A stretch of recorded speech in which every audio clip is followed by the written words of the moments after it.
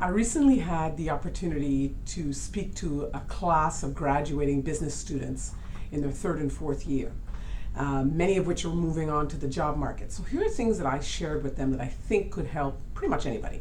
So the first things, when we talk about qualifications and experience, you don't have to check every single box, but you have to know that generally speaking, the job description is written in a way that the most experience or the most important things come first. So if you don't have the most important thing, even if you check the other boxes, it might be a no-go. However, if you do have that, but there are a couple things down the lower end of the list that you don't have, don't give up.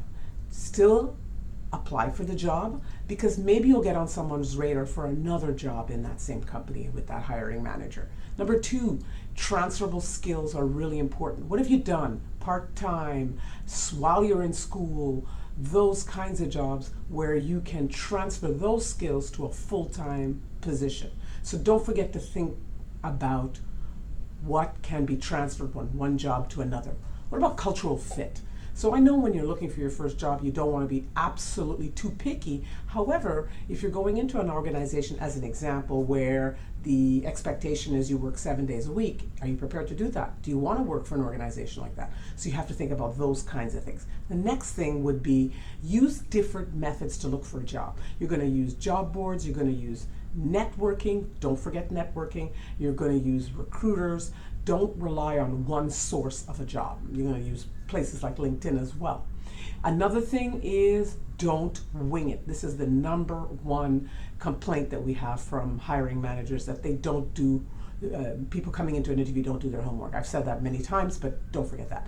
Don't be arrogant. People buy from people. People want to hire people that they like. So don't go in there on your high horse. It needs to be said, because we do still see candidates that come off very arrogant. Remember, it's got to be a win-win. What can you bring to them? What can they bring to you? It cannot just be, I'm pulling on the covers. What about go the extra mile? What have you done to find out more about the job, more about the person interviewing you? How do you set yourself apart from the other people that you're going to interview? Be curious. I love curiosity. I love a candidate that asks good questions. I love a candidate that's taken it upon themselves to find out more information, whether it be from someone who used to work for the company, someone who works for the company now, and they've asked some good questions and they bring that to the interview. Hey, I heard this about the organization. I heard that you're going in this direction. Shows curiosity, shows interest. And remember, your degree will only get you so far.